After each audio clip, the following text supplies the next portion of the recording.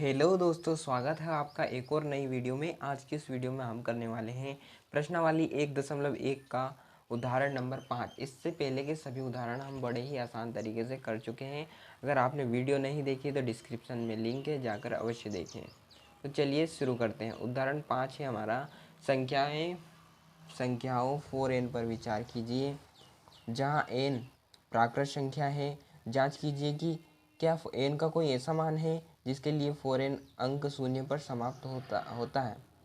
शून्य पर समाप्त होने की एक शर्त होती है, यदि किसी संख्या का अपन एलसीएम ले और जिसका इकाई अंक जीरो हो, इकाई अंक क्या हो, जीरो हो, तो अपन उसका अपन क्या ले, एलसीएम ले, तो उसके अभाज्य गुणनखंड में क्या आना चाहिए, 2 और 5 आना चाहिए। तो यही इसी प्रकार करना है। तो हमें 4 का करना है, तो 4 में हमें सीधा सीधा दिखाई दे रहा है इसका इकाई अंक क्या नहीं है, जीरो नहीं है। तो इसमें हम तो ये शून्य पर समाप्त होगा, नहीं होगा। तो इसमें मैंने क्या किया, इसका पहले हमें अभाज्य गुणनखंड निकालना है, यानी कि एलसीएम निकालना है।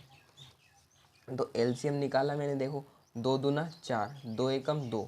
देखो अभाज्य गुणनखंड की शर्त क्या थी, जीरो कब आएगा, अगर उसके अभाज्य गुणनखंड में 2 और 5 आता है तो ही वो शून्य पर समाप्त होगी। यहाँ पर 2 तो आया लेकिन 5 नहीं आया हमारा, ठीक है। तो 2 तो आया, देखो 2 2, तो मैंने 2 का वर्ग करके लिख सकता है, बिल्कुल लिख सकते हैं हम कि 2 का वर्ग कर दो, लेकिन 5 भी आना चाहिए। तो लेकिन 5 तो आया नहीं है, तो क्या करना है हमें, इसे लिखने का तरीका यही है। तो देखो मैंने 4n का वर्ग का अभाज्य गुणनखंड निकाला, 2 गुणित 2 का होल पावर n, जो कि n बाहर निकाल दिया।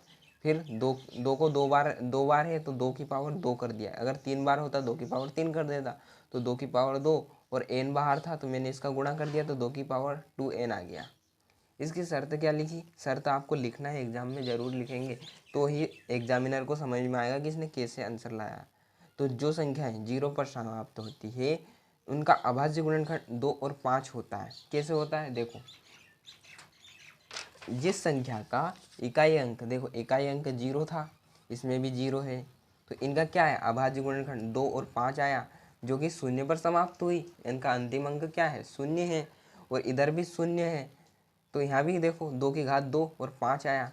3 को मत देखो, 3 को मारो गोली आप, ये 3 को नहीं देखना आपको, अभाज्य गुणनखंड 2 और 5 को देखना है। तो जो आया हमारा, देखो 70 में भी मैंने किया तो 2 और 5 जरूर आया। फिर 140 में मैंने किया तो 2 की घात 2 और 5 तो जरूर ही आया है।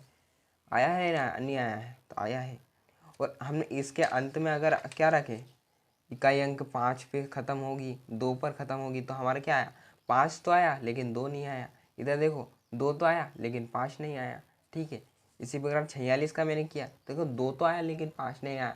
तो यहाँ पर हमने 4 का किया, तो यहाँ पर भी 2 तो आया लेकिन 5 तो आया नहीं। तो ये क्या लिखेंगे इसमें, चूँकि 4n अभाज्य गुणनखंड में 2 तो है लेकिन 5 नहीं है, अतः 4n अंक शून्य पर समाप्त नहीं होता है, ठीक है। शून्य पर समाप्त नहीं होता क्योंकि 2 की घात 2 तो आ गया हमारा, लेकिन 5 तो आया नहीं। अगर यहाँ पर 5 होता तो क्या होता, ये शून्य पर समाप्त होता, पर यहाँ 5 तो है ही नहीं, तो क्या होगा, ये शून्य पर समाप्त नहीं होगा।